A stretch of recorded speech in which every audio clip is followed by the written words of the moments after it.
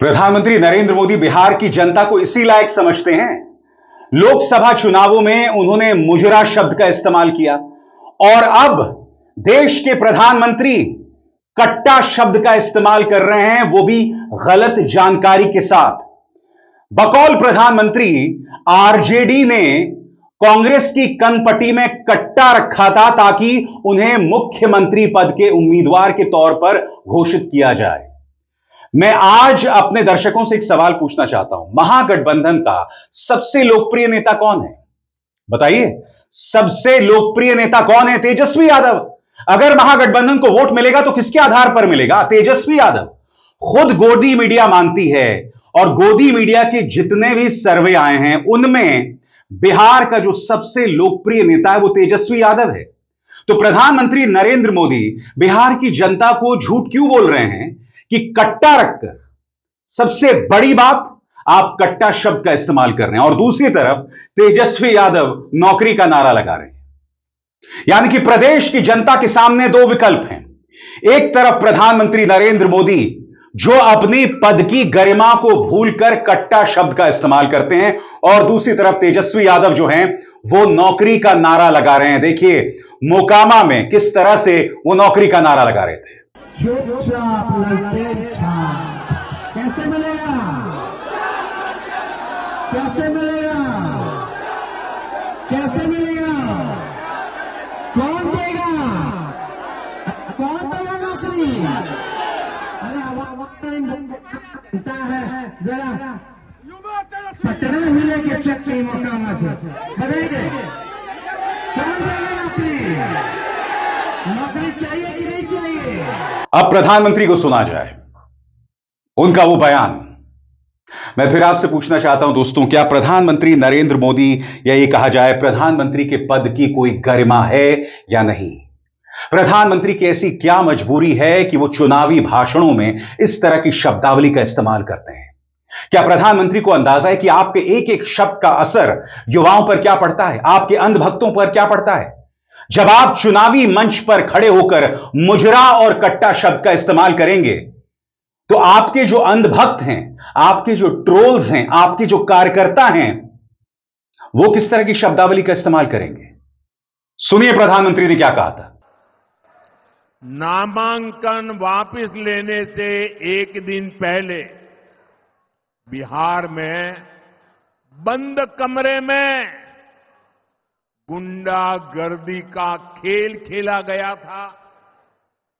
कांग्रेस कभी नहीं चाहती थी कि सीएम पद पर आरजेडी के नेता का नाम तय हो, लेकिन आरजेडी ने भी मौका छोड़ा नहीं। आरजेडी ने कांग्रेस की कनपट्टी पर कट्टा रखकर सीएम पद चोरी कर लिया, घोषणा करवा के रहे। और ये पहली बार नहीं है दोस्तों, आपको याद होगा लोकसभा चुनावों में भी क्या हुआ था। लोकसभा चुनावों में भी प्रधानमंत्री नरेंद्र मोदी ने बौखलाकर महागठबंधन के लिए मुजरा शब्द का इस्तेमाल किया था और इस शब्दावली के जरिए उन्होंने नंबर एक तवायफों का अपमान किया था, महिलाओं का अपमान किया था और एक असंसदीय शब्द का इस्तेमाल चुनावी भाषण में किया था। मगर प्रधानमंत्री नरेंद्र मोदी ये बार बार करते रहे हैं। कभी 50 करोड़ की गर्लफ्रेंड, कभी कांग्रेस की विधवा, कभी ताड़का की हंसी और न जाने क्या क्या। याद है मुजरा? याद कीजिए। इंडिया अलायंस को अपने वोट बैंक की गुलामी करनी है तो करें, उनको वहां जाके मुजरा करना है तो भी करें, उनको वहां जाके मुजरा करना है तो भी करें, उनको वहां जाके मुजरा करना है तो भी करें। और मैं एक सवाल पूछना चाहता हूं दोस्तों, कल भारतीय जनता पार्टी का एक शानदार रोड शो पटना में हुआ। जबरदस्त हुजूम वहां पर लोगों का, जिससे पता चल रहा है कि भारतीय जनता पार्टी ने इस रोड शो की अच्छी तैयारी की। मगर खबर यह नहीं है, एक वीडियो का हवाला देकर पूरा जो गठबंधन है वो कह रहा है कि देखो प्रधानमंत्री नरेंद्र मोदी की आरती उतारी जा रही है। जो आरती उतार रहा है उस पर सवाल नहीं है। मैं नहीं जानता हूं ये आरती कौन उतार रहा है।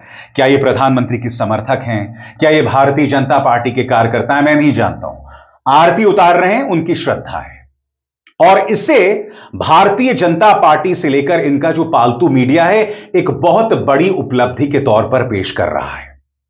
और दूसरी तरफ राहुल गांधी मछुआरों से मिलते हैं और डुबकी लगाते हैं। मैं दोनों वीडियोस की चर्चा एक एक करके करूंगा। सबसे पहले देखिए राहुल ने किस तरह डुबकी लगाई। देखा जाए इस पूरे नजारे को, बहुत दिलचस्प वीडियो है।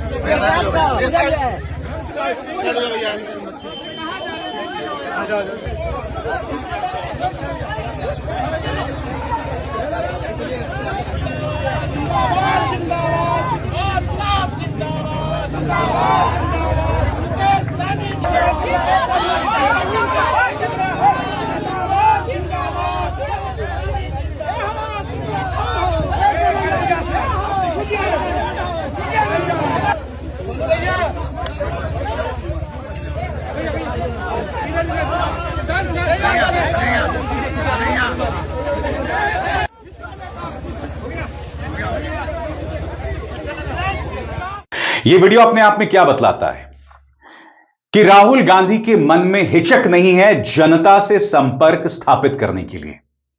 वो अपने आप को एक बड़े मंच पर नहीं रखते हैं जनता से संवाद करने के लिए। उन्होंने डुबकी लगाई। आपने देखा जब वो डुबकी लगा रहे थे तो उनकी जो सिक्योरिटी है उन्हें भी डुबकी लगानी पड़ी, क्योंकि आप जानते हैं राहुल गांधी को Z+ सिक्योरिटी हासिल है। उन्होंने डुबकी लगाई, लोगों से उन्होंने बातचीत की, और यह राहुल गांधी को इन चुनावों में एक एक्स फैक्टर के तौर पर पेश कर रहा है। और दूसरी तरफ प्रधानमंत्री नरेंद्र मोदी के लिए आरती उतारी गई। ये जो आरती उतारी जा रही है इसे देखा जाए।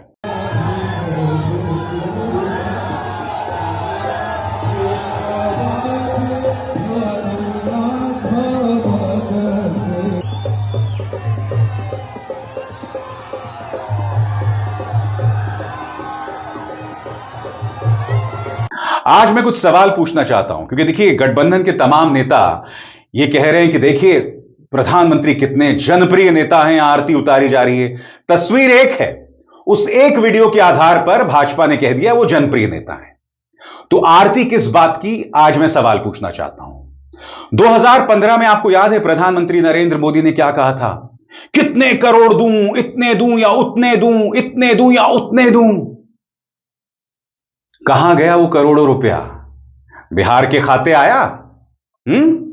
आपने 10,000 रुपए जारी किया, वो भी चुनाव आचार संहिता का उल्लंघन करके, जिससे मैं रिश्वत मांगता हूं, जिससे मैं चुनाव आयोग की नाकामी मांगता हूं। 6 अक्टूबर को मॉडल कोड ऑफ कॉन्डक्ट का ऐलान होता है और उसके बाद 3 खेप 10,000 की लोगों तक पहुंचती है, महिलाओं तक पहुंचती हैं। मगर आपने जो वादा किया था 2015 में, आज से 10 साल पहले, क्या हुआ आपका वादा?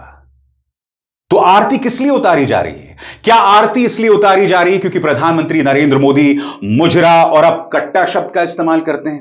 क्या आरती इसलिए उतारी जा रही है क्योंकि जनता दल यूनाइटेड का प्रत्याशी अनंत सिंह गिरफ्तार होता है दुलार सिंह की हत्या के आरोप में? 50 गाड़ियों का काफिला निकलता है और दुलार सिंह को मौत के घाट उतार दिया जाता है। क्या आरती इसलिए उतारी जा रही थी क्योंकि एक एएसआई की गर्दन रेत दी गई? क्या आरती इसलिए उतारी जा रही थी क्योंकि लॉ एंड ऑर्डर को लेकर भाजपा की कोई जवाबदेही नहीं है? क्या आरती इसलिए उतारी जा रही थी कि जिस व्यक्ति यानी सम्राट चौधरी को भारतीय जनता पार्टी मुख्यमंत्री बनाना चाहती है, उनकी डिग्री, उनकी शैक्षणिक योग्यता पर सवाल है? वो एक हत्या में आरोपी नहीं, अभियुक्त हैं, गुनाहगार हैं, मगर नाबालिग के बहाने के चलते वो बच गए और लगातार उनकी डिग्री को लेकर सवाल हो रहा है। क्या आरती इसलिए उतारी जा रही थी?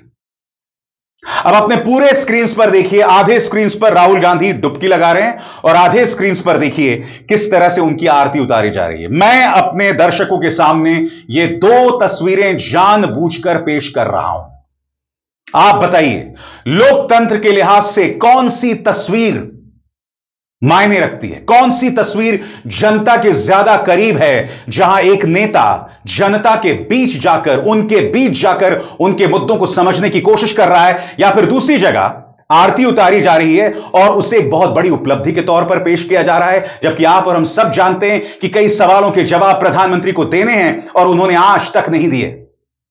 सुनिए क्या कह रहे हैं कि भाई आरती उतारी जा रही है तो पता चलता है कि वो एक जनप्रिय नेता है। सुना जाए। रोड शो था, आपने देखा कि आदरणीय प्रधानमंत्री नरेंद्र मोदी जी के रोड शो में आम लोग किस तरह से उत्साहित थे, किस तरह लोग, महिलाएं आरती उतार रही थी। ये इस बात का प्रमाण है कि आदरणीय प्रधानमंत्री जी आज भी इस देश के सबसे जनप्रिय नेता हैं। मैं नहीं जानता हूं कि महागठबंधन जीतेगा या नहीं जीतेगा। मैं बार बार कहता रहा हूं आपसे, क्योंकि अगर महागठबंधन जीतता है तो यह इस देश का एक बहुत बड़ा राजनीतिक चमत्कार होगा, क्योंकि शुरू से हम देख रहे हैं कि व्यवस्था उनके खिलाफ है। एजेंसीज तेजस्वी और उनके माता पिता के खिलाफ काम करते हुए, इसके अलावा स्पेशल इंटेंसिव रिवीजन, जो पूरी चुनावी प्रक्रिया, उसकी पारदर्शिता पर सवाल। मुख्य चुनाव आयुक्त ज्ञानेश गुप्ता खुलकर भाजपा के पक्ष में, वरना आप मुझे बताइए, चुनाव आचार संहिता का ऐलान हो गया और आप महिलाओं के खाते में 10,000 डाल रहे हैं। इसको लेकर कोई सवाल नहीं, इस पर कोई रोक नहीं। इसीलिए मैं कह रहा हूं ज्ञानेश गुप्ता भाजपा के पक्ष में काम कर रहे हैं। तो इन तमाम चीजों के होते हुए अगर महागठबंधन जीत जाता है तो आजाद भारत के इतिहास में जितने भी चुनाव हुए हैं, यह अपने आप एक बहुत बड़ा राजनीतिक चमत्कार होगा। और खास तौर से इसलिए भी क्योंकि लगातार भाजपा गठबंधन के नेता जहर उगल रहे हैं, झूठ बोल रहे हैं, बार बार झूठ बोल रहे हैं और लगातार झूठ बोल रहे हैं।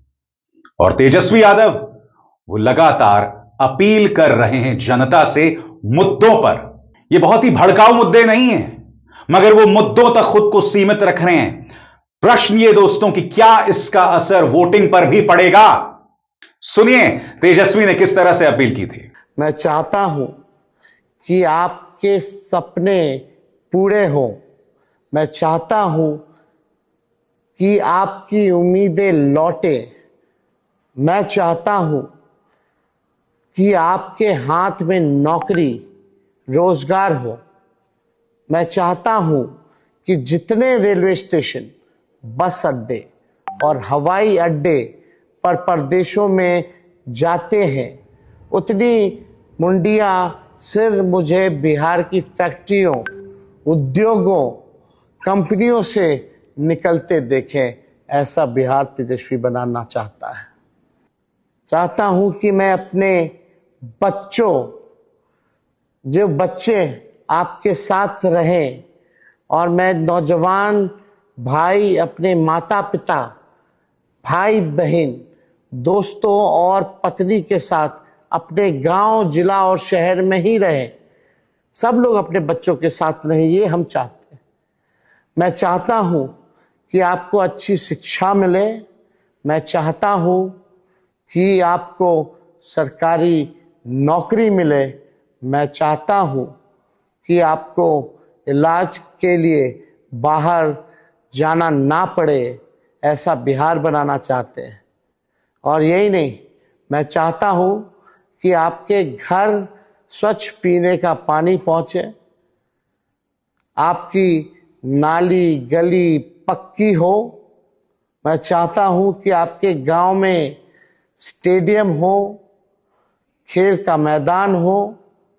और यही नहीं, आपके गांव में ही लाइब्रेरी भी हो, जो सबसे आवश्यक है। और मैं चाहता हूं 200 यूनिट बिहार की जनता को फ्री में बिजली मिले। आपके घर की महिलाओं को 2,500 रुपए मिले। और जाहिर सी बात है, प्रधानमंत्री नरेंद्र मोदी ने जिस तरह की शब्दावली का इस्तेमाल किया है, विपक्ष इस पर हमलावर है। पार्टी के सांसद मनोज झा क्या कह रहे हैं आपके स्क्रीन पर। भाइयों बहनों, ये हैं हमारे देश के प्रधानमंत्री जी। कि भाषा का एक उदाहरण अगर कट्टा प्रतीक के रूप में भी इस्तेमाल किया गया है तो हमें गोवा में भाजपा के 2013 ईस्वी की वो मीटिंग याद आती है जिसमें सार्वजनिक कट्टेबाजी से अन्य वरिष्ठों को दरकिनार कर शीर्ष कुर्सी हथियाई गई थी। जय हिंद। यानी कि यहां पर साफ तौर पर मनोज झा का एक तंज। कांग्रेस की नेता सुप्रिया श्रीनेत क्या कहती हैं आपके स्क्रीन्स पर? ये देश के प्रधानमंत्री हैं, कनपट्टी पर कट्टा, किन लोगों के साथ उठते बैठते हैं प्रभु। पवन खेरे का एक बयान, और यहां पर वो हरिन पंड्या का जिक्र कर रहे हैं। जी हां, स्वर्गीय हरिन पंड्या जिनको मौत के घाट उतार दिया गया था गुजरात में। क्या कहते हैं पवन खेरा? मोटा भाई और छोटा भाई की यही मानसिकता गुजरात में भी रही है। प्रभु हरिन पंड्या की आत्मा को शांति दे। यह बयान बहुत मायने रखता है दोस्तों। हरिन पंड्या की मौत रहस्यमय हालात में हुई थी। उसकी मौत को लेकर पारदर्शिता की कमी थी, और यहां पर पवन खेरा उसका जिक्र कर रहे हैं। मगर आज यह सवाल लाजमी है दोस्तों, प्रधानमंत्री की ऐसी क्या मजबूरी है कि वो इस तरह की शब्दावली का इस्तेमाल करते हैं? अरे भाई, आपकी आरती उतारी जा रही है। मैं आपसे एक सवाल पूछना चाहता हूं, आप आरती किसकी उतारते हैं? जिसे आप भगवान समझते हैं ना। अगर आप जिसे श्रद्धेय मानते हैं उनके मुंह से इस तरह की शब्दावली सुने तो आपको कैसा लगेगा बताइए? यह सवाल होना चाहिए कि नहीं होना चाहिए बताइए? प्रधानमंत्री को इस तरह की शब्दावली का इस्तेमाल करना चाहिए या नहीं करना चाहिए जो वो कर रहे हैं?